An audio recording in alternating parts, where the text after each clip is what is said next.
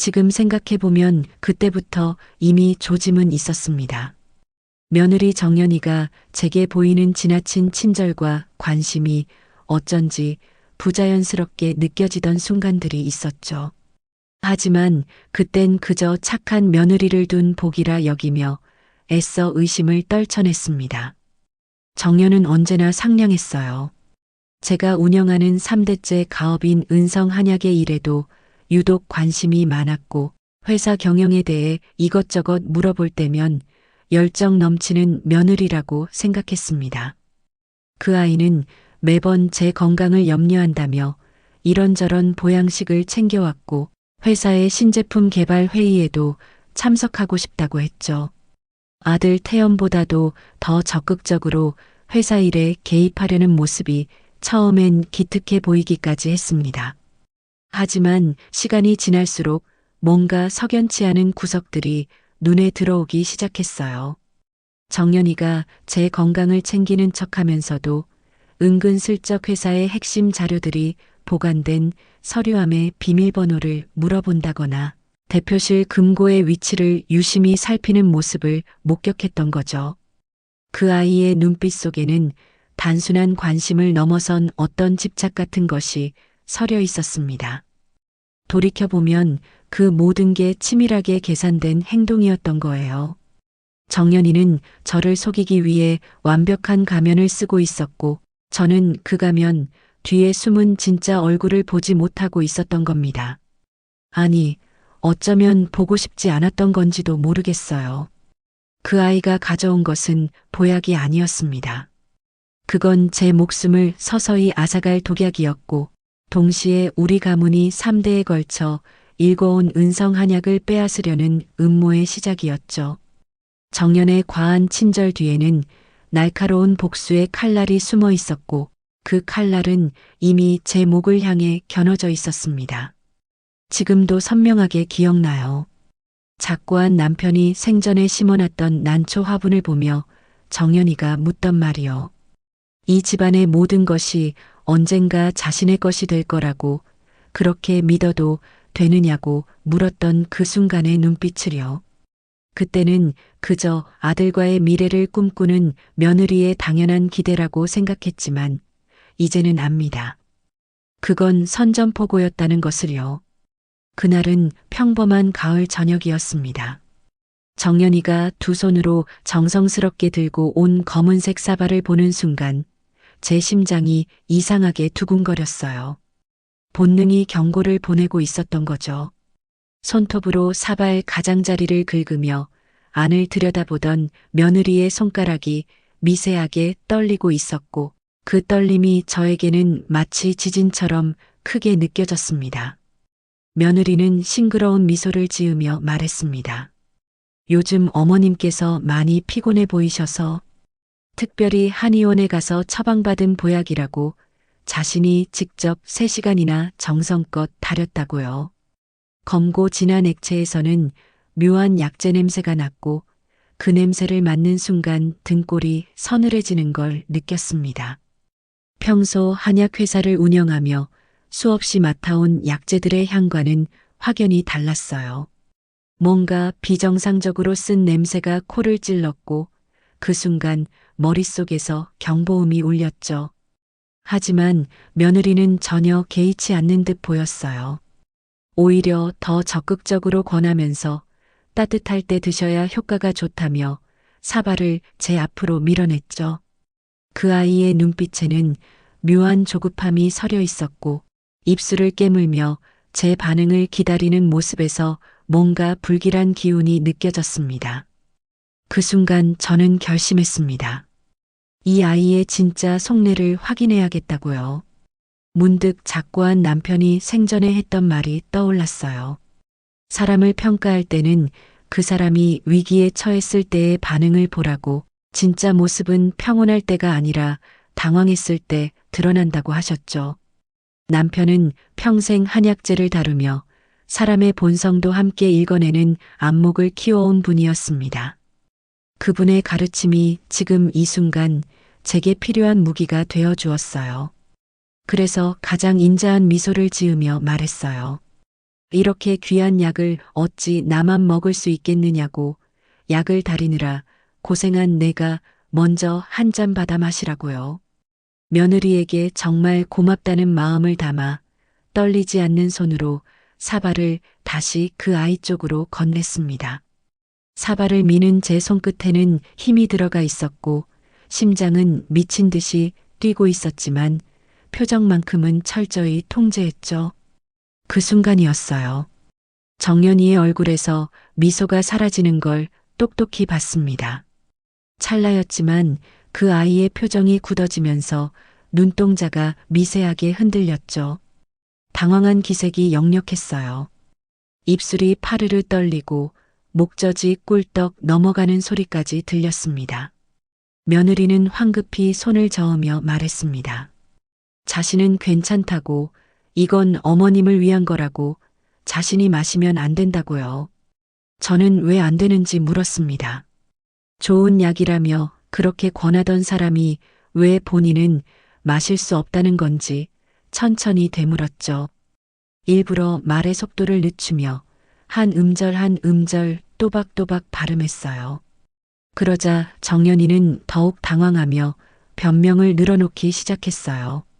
자신은 몸이 너무 좋아서 보약을 먹으면 오히려 탈이 난다고, 이건 연세 드신 분들을 위한 처방이라고요. 말은 그럴듯했지만 목소리에는 떨림이 섞여 있었고 시선은 계속해서 바닥의 한 점을 응시하고 있었습니다.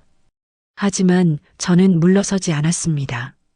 계속해서 권하며 정 그렇다면 한 모금이라도 마시나 보라고 했죠. 효자 효부는 약을 다릴 때 맛을 보며 정성을 다한다고, 내가 정말 나를 위해 이 약을 다렸다면 당연히 맛을 봤을 거라고 말했어요. 그 말에 정연이의 얼굴이 더욱 창백해지는 게 보였습니다. 이마에는 미세한 땀방울까지 맺혀 있었죠. 정연이의 얼굴이 점점 창백해졌습니다. 그 아이는 뒷걸음질 치다가 실수인 척 사발을 바닥에 떨어뜨려 버렸어요. 검은 액체가 거실 바닥에 쏟아지면서 이상한 냄새가 진동했고 며느리는 크게 놀란 척하며 황급히 걸레를 가지러 갔습니다. 그 순간 저는 쏟아진 액체를 유심히 관찰했어요.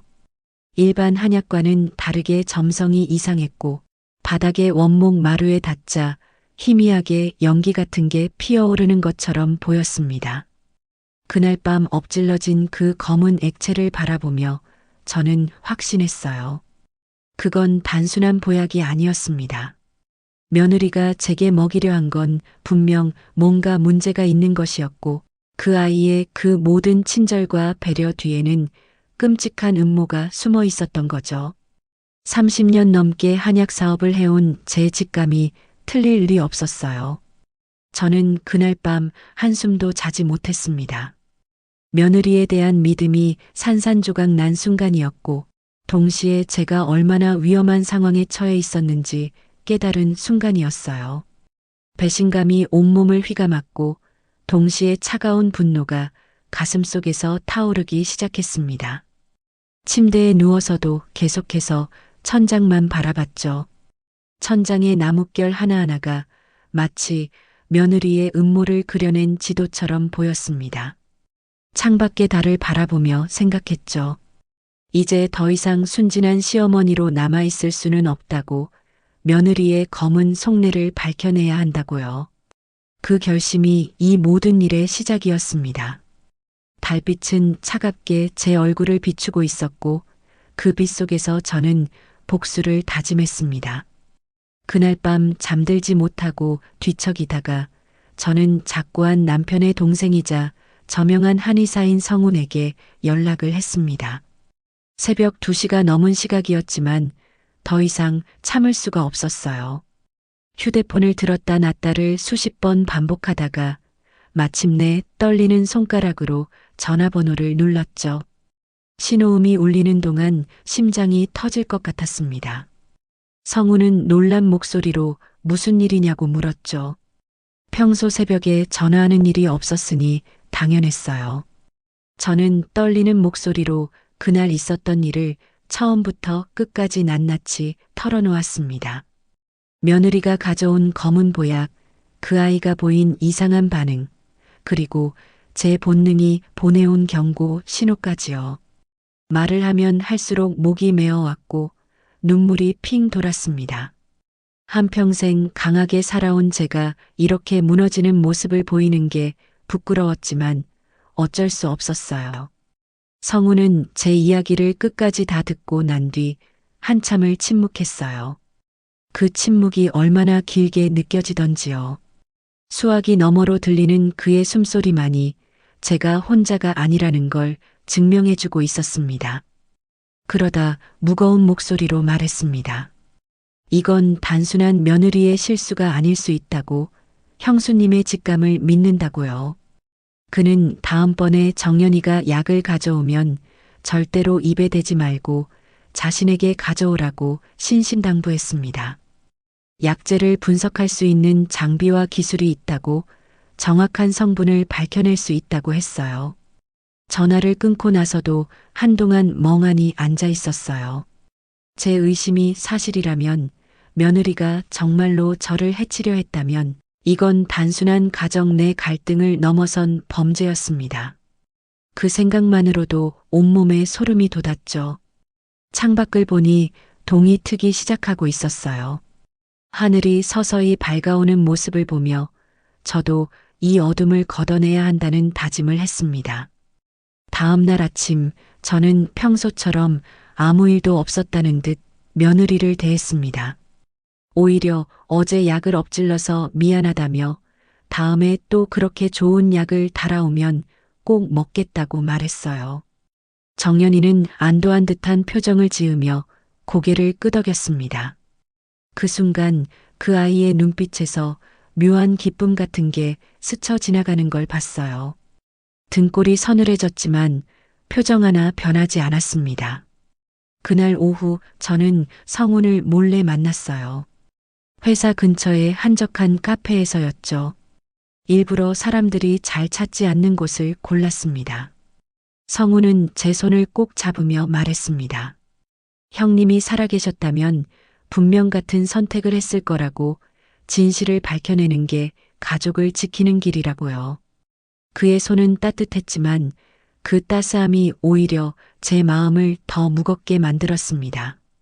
그는 자신의 한의원 연구실에서 약재 분석이 가능하다고 했어요.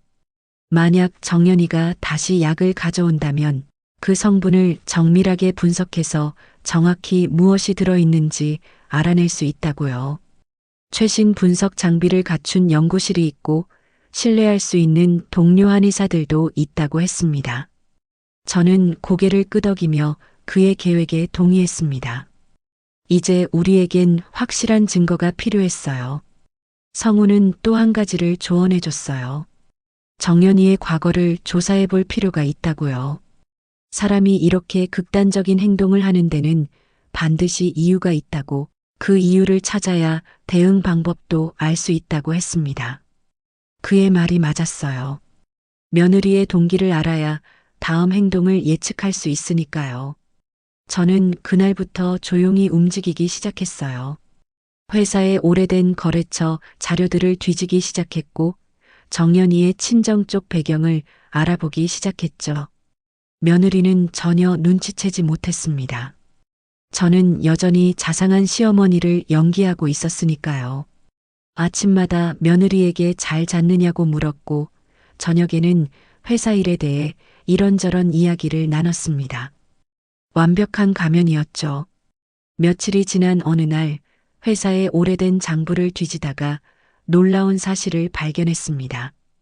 20여 년 전 정연이의 아버지가 운영하던 약재 도매상이 우리은성 한약과 거래를 하다가 부도가 났다는 기록이 있었어요. 당시 대금 지급 문제로 법적 분쟁까지 갔던 것 같았습니다. 낡은 서류철에서 먼지가 풀풀 날렸고 바래진 글씨를 읽는 제 손이 떨렸습니다. 가슴이 철렁 내려앉았죠. 그렇다면 정연이가 우리 아들 태연에게 접근한 것도 이 집안의 며느리로 들어온 것도 모두 계획된 것일 수 있다는 생각이 들었어요. 복수를 위해서요.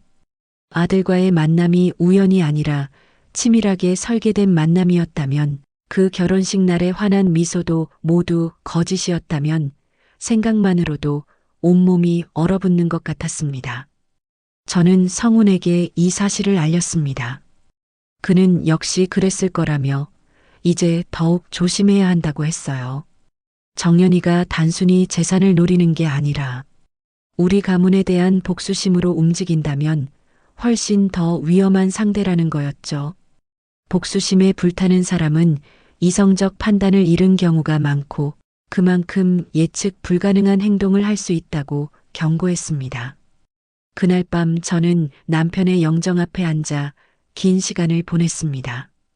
당신이 살아계셨다면 이 상황을 어떻게 해결하셨을까요? 며느리의 배신에 어떻게 대처하셨을까요? 영정 속 남편은 여전히 온화한 미소를 짓고 계셨지만 대답은 없었습니다. 영정 앞에 향 연기가 피어오르는 걸 보며 그 연기처럼 진실도 언젠가는 드러나리라 믿었어요. 하지만 저는 알고 있었어요. 남편이라면 분명 가족과 회사를 지키기 위해 싸우셨을 거라는 걸요. 그리고 저도 그래야 한다는 걸요. 이제 더 이상 물러날 곳은 없었습니다. 제 뒤에는 3대에 걸쳐 이어온 가업이 있었고 지켜야 할 가문의 명예가 있었으니까요. 며칠이 흘렀고 예상대로 정연이가 다시 보약을 가져왔습니다. 이번에는 더 정성스럽게 포장까지 해서 들고 왔더군요. 한지로 예쁘게 쌓여진 병을 보며 그 포장지처럼 겉만 번드르한 며느리의 본성을 떠올렸어요. 저는 고맙다며 환하게 웃어 보였어요. 며느리의 눈을 똑바로 쳐다보며 정말 효부를 두었다고, 이렇게 정성껏 약을 다려주다니 복을 받을 거라고 말했죠. 며느리가 돌아간 뒤 저는 조심스럽게 약의 일부를 작은 유리병에 담았습니다. 손이 떨려서 몇 방울을 흘릴 뻔했죠. 검은 액체가 손등에 묻자 피부가 따끔거렸어요. 급히 물로 씻어냈지만 그 순간의 느낌이 며칠 동안 잊혀지지 않았습니다. 그리고 나머지는 변기에 버렸어요. 검은 액체가 물과 섞여 사라지는 걸 보며 저도 곧 이 악몽에서 벗어날 수 있기를 바랐습니다. 물을 내릴 때마다 며느리의 음모도 함께 씻겨 내려가기를 기도했죠. 성훈에게 샘플을 전달한 뒤 결과를 기다리는 사흘이 정말 길게 느껴졌어요. 밤마다 불안한 꿈을 꾸었고 며느리의 얼굴이 악몽처럼 떠올랐죠. 꿈속에서 정연이는 제게 약을 먹이려 했고 저는 도망치려 했지만 다리가 움직이지 않았어요. 깨어나면 온몸이 땀으로 흠뻑 젖어 있었습니다. 마침내 성훈에게서 연락이 왔습니다. 그의 목소리는 심각했어요. 분석 결과 약에는 일반적인 보약 재료 외에 정체를 알 수 없는 약재가 섞여 있었다고 했습니다. 그 성분을 장기간 복용하면 인지 능력이 서서히 저하된다고 하더군요. 기억력 감퇴, 판단력 저하, 결국엔 치매와 유사한 증상까지 나타날 수 있다고 했어요. 천천히, 아주 천천히 제 정신을 파괴하도록 설계된 독이었던 겁니다. 머리가 띵해졌어요. 며느리가 정말로 저를 치매 환자로 만들려고 했던 겁니다. 천천히 눈치채지 못하게 제 정신을 망가뜨리려 했던 거죠. 그렇게 되면 자연스럽게 회사 경영권을 빼앗을 수 있었을 테고요. 주변 사람들은 나이 들어 그러려니 하고 넘길 테고 아들도 어머니의 건강을 걱정하며 경영 일선에서 물러나길 권했을 거예요. 완벽한 계획이었습니다. 저는 분노를 사기며 성훈에게 물었습니다. 이걸 증거로 사용할 수 있겠냐고요. 성훈은 분석 보고서를 작성해 두었다고 필요하면 언제든 법적 증거로 제출할 수 있다고 했어요. 그는 자신의 한의사 면허와 명성을 걸고 증언할 수 있다고, 이건 명백한 범죄 행위라고 단언했습니다. 하지만 저는 아직 때가 아니라고 판단했습니다. 정연이가 왜 이런 짓을 하는지, 배후에 누가 있는지, 정확한 목적이 무엇인지 더 확실히 알아야 했어요. 그리고 결정적인 순간에 모든 걸 한꺼번에 폭로해야 한다고 생각했죠. 지금 당장 경찰에 신고하면 며느리만 처벌받고 끝날 수도 있었어요. 하지만 저는 그 이상을 원했습니다. 왜 이런 일이 벌어졌는지 진실 전체를 밝혀내고 싶었어요. 그날 저녁 저는 아들 태연을 따로 불렀습니다. 요즘 제 건강이 좋지 않은 것 같다며 유언장을 새로 작성하려 한다고 말했어요. 태연은 깜짝 놀라며 아직 그럴 나이가 아니라고, 어머니는 앞으로도 오래오래 건강하실 거라고 했지만 저는 만일을 대비해야 한다고 했죠. 요즘 자꾸 깜빡깜빡한다며 중요한 결정은 지금 해두는 게 맞다고 덧붙였습니다. 그리고 한 가지를 더 덧붙였어요. 회사 지분의 상당 부분을 사회에 환원하는 방안을 고려 중이라고요. 은성 한약의 이익을 지역사회와 나누고 싶다고, 장학재단을 설립하고 싶다고 말했습니다. 아버지가 평생 꿈꾸던 일이었다고, 이제 그 꿈을 이룰 때가 된 것 같다고 했어요. 아들은 당황한 표정이었지만 이해한다고 했어요. 하지만 식탁 건너편에 앉아있던 며느리의 얼굴이 굳어지는 걸 놓치지 않았습니다. 정연이의 눈빛이 순간적으로 차갑게 변했다가 다시 원래대로 돌아왔죠. 손에 쥔 포크가 미세하게 떨리는 것도 보였어요. 그 순간 저는 확신했습니다. 이 아이의 목표는 돈이었고 제 유언장 계획이 그 목표를 위협하고 있다는 거요. 그날 밤 며느리의 방에서 누군가와 전화하는 소리가 들렸습니다. 목소리는 작았지만 분명 화가 난 듯 했어요. 저는 몰래 문 앞에 서서 귀를 기울였죠. 계획이 틀어질 수도 있다는 말, 시간이 없다는 말이 들려왔습니다.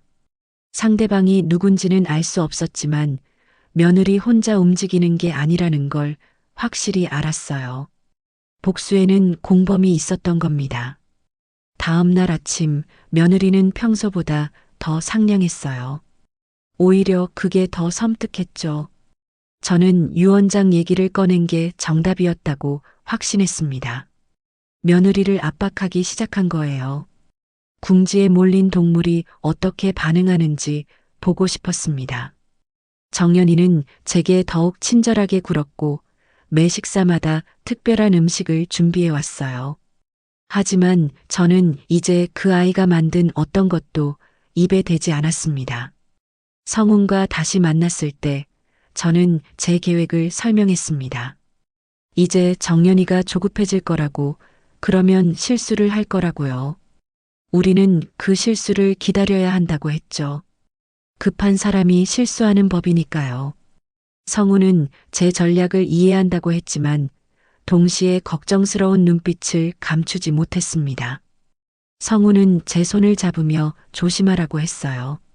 궁지에 몰린 쥐가 고양이를 문다고, 정연이가 더 위험한 방법을 시도할 수도 있다고 경고했습니다. 저도 그걸 알고 있었어요. 하지만 이제 멈출 수 없었습니다. 이미 시작된 전쟁이었고 저는 이 전쟁에서 반드시 이겨야 했어요. 지는 건 곧 죽음을 의미했으니까요. 제 예상은 적중했습니다. 유언장 이야기를 꺼낸 뒤로 며느리의 행동이 점점 더 공격적으로 변해갔어요. 정연이는 이제 제가 정말로 치매 초기 증상을 보이고 있다는 거짓말을 퍼뜨리기 시작했습니다. 돌이켜보면 그 아이의 전략은 치밀했어요. 한 번에 모든 걸 무너뜨리려 하지 않고 조금씩 제 신뢰도를 깎아내리는 방식이었죠. 어느 날 회사 이사회에서 중요한 계약건을 논의하던 중이었어요. 저는 분명히 결제를 승인했는데 며느리가 나중에 이사들에게 제가 그 계약을 기억하지 못한다고 말하고 다녔다더군요. 완전히 꾸며낸 거짓말이었죠. 이사 중 한 명이 조심스럽게 제게 물어왔을 때 그제야 며느리의 수법을 깨달았습니다. 정연이는 제가 없는 자리에서 제 정신 상태에 대한 의심의 씨앗을 뿌리고 다니고 있었던 거예요. 아들에게도 마찬가지였어요. 정연이는 태연에게 눈물을 보이며 말했답니다. 밤마다 제가 이상한 소리를 하고 돌아가신 시아버지와 대화하는 것처럼 혼잣말을 한다고요. 아들은 처음에는 믿지 않으려 했지만 며느리의 연기가 워낙 완벽했던 모양이에요. 태연이 제게 넌지시 물어볼 때의 그 조심스러운 눈빛이 아직도 생생합니다. 제 아들이 저를 의심하기 시작했다는 걸 그 눈빛에서 읽을 수 있었죠. 며느리는 여기서 멈추지 않았습니다. 어느 날 갑자기 유명한 정신과 의사를 집으로 불러들였어요. 제 동의도 없이요. 그 의사는 며느리가 미리 접촉해둔 사람이었던 게 분명했습니다. 의사가 제게 하는 질문들이 모두 유도 신문 같았거든요. 오늘이 며칠인지, 대통령이 누군지, 간단한 계산 문제 같은 것들이었지만 그 질문들 자체가 저를 환자로 규정하고 있었어요. 저는 화가 났지만 참았어요. 오히려 정상적으로 대응하며 의사와 대화를 나눴죠. 모든 질문에 정확히 대답했고 제가 완벽히 정상이라는 걸 보여줬습니다. 하지만 며느리는 계속해서 옆에서 제가 얼마나 이상한 행동을 하는지 늘어놓았습니다. 모두 거짓말이었어요. 그 순간 저는 며느리의 얼굴에서 악마의 모습을 봤습니다. 상황은 더 악화되었습니다. 정연이는 급기야 저를 병원에 입원시키자고 주장했어요. 정밀 검사가 필요하다면서요. 뇌 MRI를 찍어야 한다고, 혹시 모를 치매 조기 징후를 찾아야 한다고 했죠. 아들은 고민하는 눈치였지만 결국 며느리의 뜻을 따르기로 한 것 같았습니다. 태연은 저를 보며 말했어요. 그저 확인 차원이니 걱정하지 말라고, 아무 문제 없으면 바로 집으로 돌아오실 수 있다고요. 그렇게 저는 병원 VIP 병실의 보호라는 명목으로 사실상 감금되었습니다.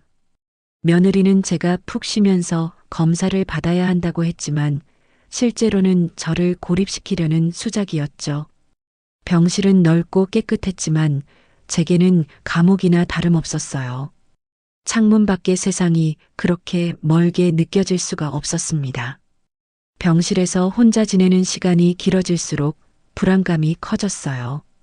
휴대폰도 며느리가 가져갔고 밖과의 연락이 거의 차단되었습니다. 회사에서 보호해야 한다며 방문객도 제한했죠.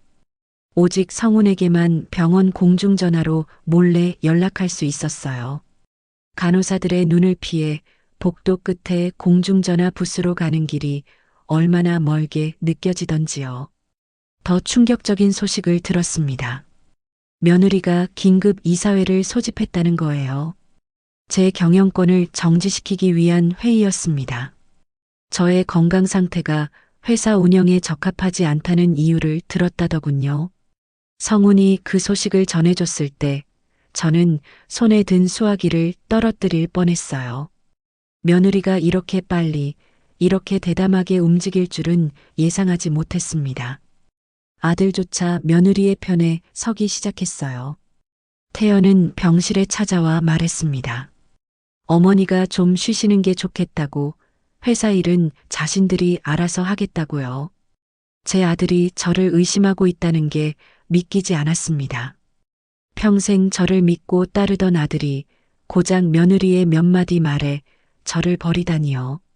가슴이 찢어지는 것 같았어요. 밤마다 병실 창문 너머로 도시의 불빛을 바라봤어요. 저 밖에는 제가 평생 일궈온 회사가 있고 지켜야 할 것들이 있는데 저는 이곳에 갇혀 있었습니다. 무력감이 밀려왔죠. 창문 유리에 비친 제 모습은 초라하고 늙어 보였어요. 정말로 제가 늙어서 판단력을 잃은 건 아닐까, 며느리의 말이 맞는 건 아닐까 하는 의심마저 들었습니다. 하지만 포기할 수는 없었어요. 성훈이 병원으로 문병을 왔을 때 저는 그에게 말했습니다.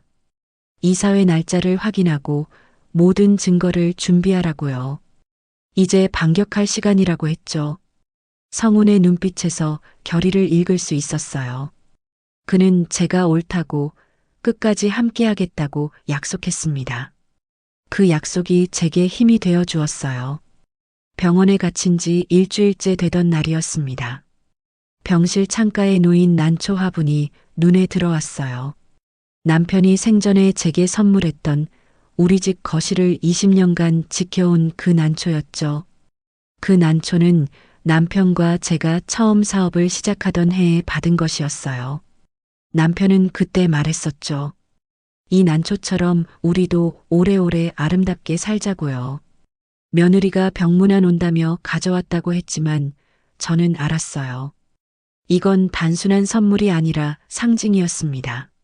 한때 싱싱하고 아름답던 난초가 이제는 잎이 시들고 고개를 떨군 채 죽어가고 있었거든요. 마치 저의 현재 모습 같았죠. 뿌리는 말라가고 있었고 꽃잎은 갈색으로 변해가고 있었어요. 정연이는 이걸 보며 제가 무너지기를 바랐을 겁니다. 그 시든 난초를 보는 순간 제 안에 있던 마지막 선의가 무너져 내렸습니다. 며느리는 제게 이렇게 말하고 싶었던 거예요. 당신도 이 난초처럼 시들어 사라질 거라고요. 더 이상 버틸 힘이 없을 거라고요. 하지만 그 계산은 틀렸습니다.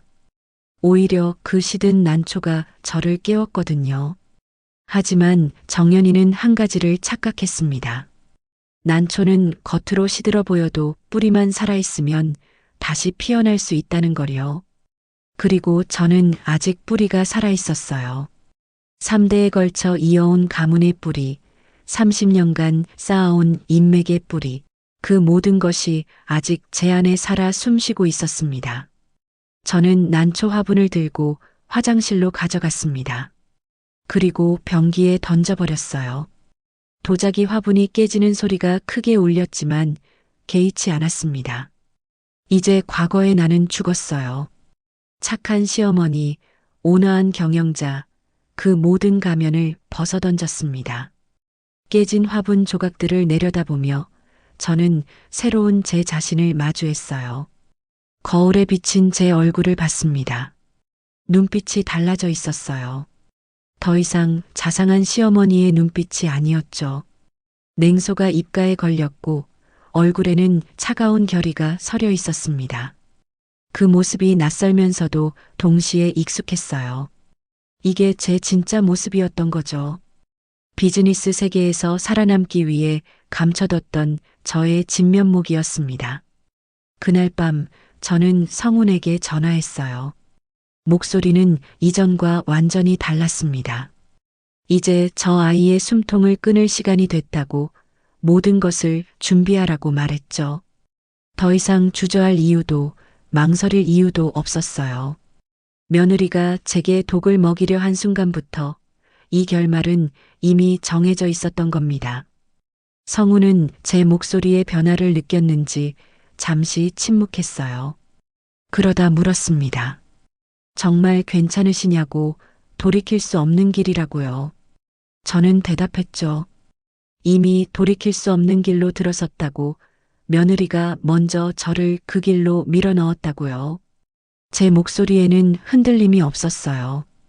오히려 평소보다 더 차분하고 단호했습니다. 저는 성운에게 구체적인 지시를 내렸습니다. 며느리가 소집한 이사회 날짜를 확인하고 그날 경찰과 함께 올 준비를 하라고요. 약재 분석 보고서와 모든 증거 자료를 준비하라고 했습니다. 증거는 객관적이고 반박 불가능해야 한다고, 법정에서도 통할 수 있는 수준이어야 한다고 간조했죠. 또한 정연이의 과거에 대한 조사 결과도 정리하라고 했어요. 그 아이 아버지의 부도건, 우리 회사와의 법적 분쟁, 모든 기록을 찾아내라고 지시했죠. 며느리의 복수극을 세상에 폭로할 준비를 하라고 했습니다. 동기까지 밝혀내야 이 사건의 전모가 드러날 테니까요. 성우는 제 말을 다 듣고 나서 말했어요. 형수님이 변하셨다고요. 저는 웃으며 대답했습니다. 변한 게 아니라 각성한 거라고, 이제야 진짜 제 모습을 찾았다고요. 선량한 척하며 살아온 세월이 너무 길었던 거라고, 이제는 제 안에 날카로운 칼날을 꺼낼 때가 됐다고 말했어요. 전화를 끊고 창밖을 봤어요. 도시의 불빛들이 정과는 다르게 보였습니다. 더 이상 제가 갇힌 세계가 아니라 제가 다시 돌아가 지배할 세계였죠. 저 불빛 하나하나가 제 회사의 미래를 밝히는 등불처럼 느껴졌어요. 며느리는 저를 약한 노인으로만 봤던 게 실수였어요. 저는 30년간 냉혹한 비즈니스 세계에서 살아남은 사람입니다. 한약 사업이라는 게 겉으로는 온화해 보여도 속으로는 피 튀기는 경쟁의 연속이었거든요.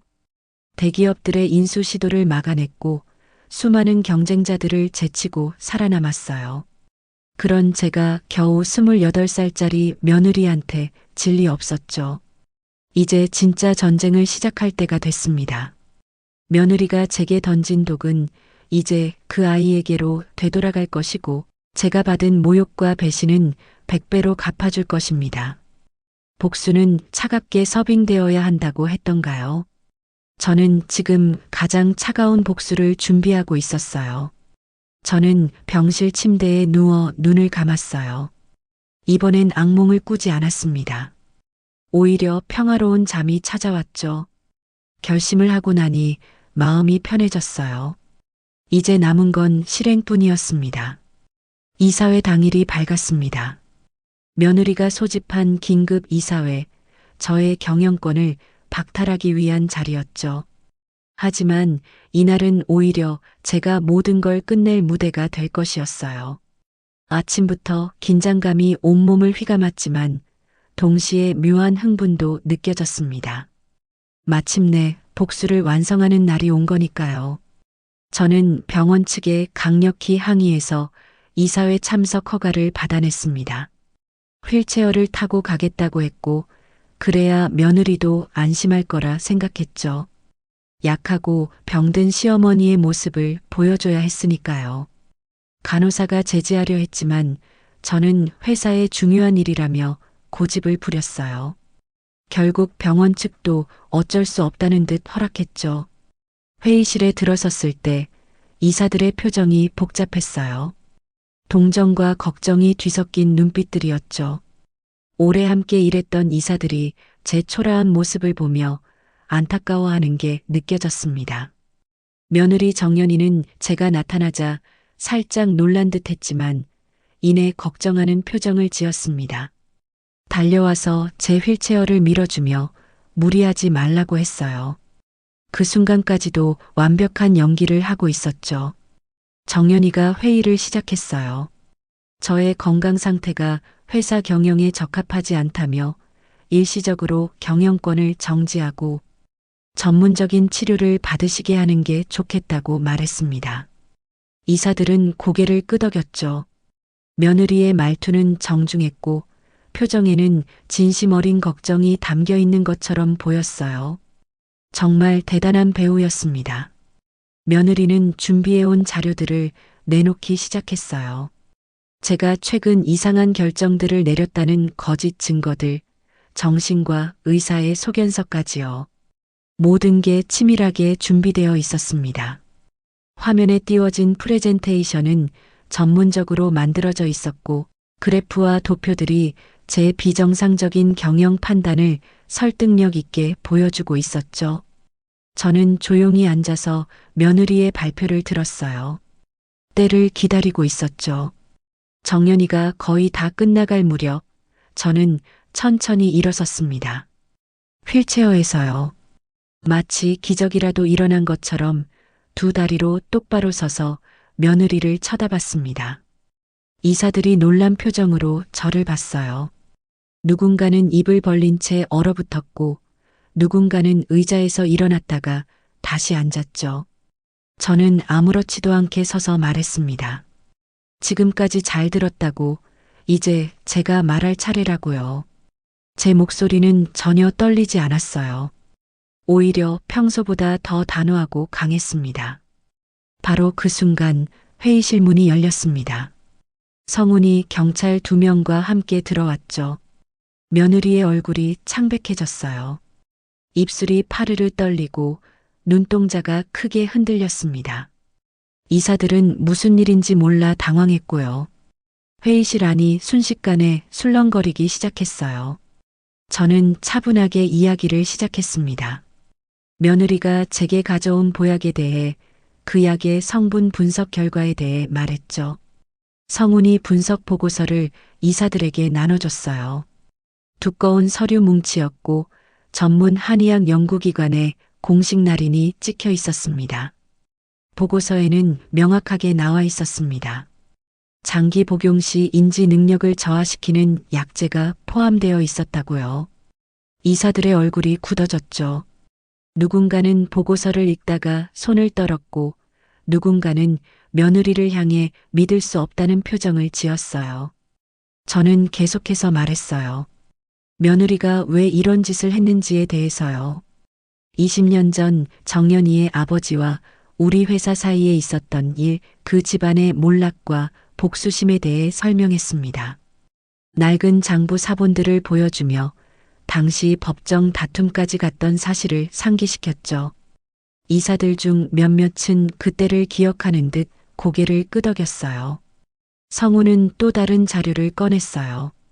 며느리가 우리 아들 태연에게 접근한 것도 우연이 아니었다는 증거들이었죠.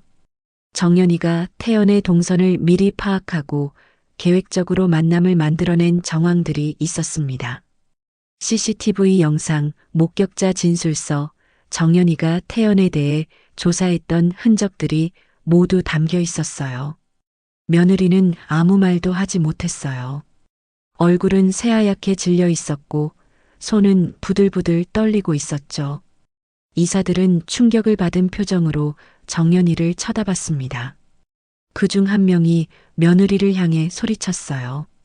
어떻게 이럴 수 있느냐고, 믿었던 우리를 어떻게 이렇게 배신할 수 있느냐고요. 경찰이 앞으로 나왔어요. 상해미수와 업무방해 혐의로 정연 씨를 조사하겠다고 말했죠. 며느리는 그제야 정신을 차린 듯 변명하기 시작했지만 이미 늦었어요. 거짓말이라고, 시어머니가 자신을 모함한다고 소리쳤지만 증거 앞에서 그 변명은 아무 힘이 없었습니다. 저는 마지막으로 말했습니다. 이 모든 게 저를 정신병자로 몰아 회사를 빼앗으려는 치밀한 음모였다고요. 그리고 오늘 이 자리가 바로 그 음모를 폭로하는 무대라고 했죠. 며느리가 저를 위한 무대라고 생각했던 이 이사회가 사실은 제가 며느리를 위해 준비한 처형장이었던 겁니다. 며느리가 제 판을 뒤집으려 했지만 결국 제가 그 판을 완전히 뒤집어 버린 겁니다. 완벽한 역이용이었어요. 정연이가 제게 파놓은 함정에 결국 그 아이 자신이 빠져버린 거죠. 정연이는 경찰에 연행되어 나갔습니다. 그 모습을 보며 저는 마침내 끝났다는 걸 느꼈어요. 복수는 완성되었고 정의는 실현되었습니다. 정연이는 상해미수와 업무방해 혐의로 구속되었습니다. 재판 과정에서 모든 진실이 밝혀졌고 그 아이는 결국 징역 3년의 실형을 선고받았죠. 언론에서는 며느리의 치밀한 복수극이라며 대서특필했어요. 신문 일면을 장식했고 뉴스에서도 연일 이 사건을 다뤘습니다. 은성 한약이라는 이름이 이런 식으로 세상에 알려지게 될 줄은 몰랐어요. 아들 태연은 모든 진실을 알고 나서 무너져 내렸습니다. 병실로 저를 찾아와 무릎을 꿇고 용서를 빌었죠. 자신이 어머니를 의심했던 것을, 며느리의 말만 믿었던 것을 후회한다고 울먹였어요. 태연의 눈은 충혈되어 있었고 목소리는 갈라져 있었습니다. 하지만 그 모든 것이 너무 늦었어요. 하지만 저는 아들을 외면했습니다.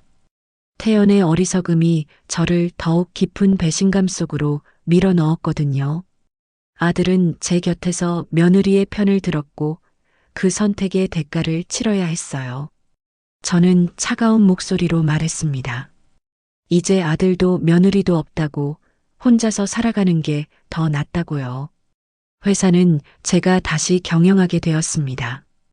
이사들은 저에게 사과했고 앞으로 더 신중하게 일하겠다고 다짐했죠. 은성 한약은 계속 유지되었고 위기는 넘겼어요. 오히려 이 사건 이후로 회사의 인지도가 올라가면서 매출도 늘었습니다. 아이러니하게도 말이죠. 하지만 승리의 기쁨은 오래가지 못했습니다. 텅 빈 대표실에 혼자 앉아 있노라면 마음 한구석이 시리도록 아팠거든요. 며느리를 감옥에 보냈고 아들과의 관계는 돌이킬 수 없이 틀어졌어요. 승리했지만 외로웠고 이겼지만 공허했습니다. 창밖을 바라봅니다. 가을이 깊어가고 있었어요. 저는 복수에 성공했지만 그 대가로 가족을 잃었습니다.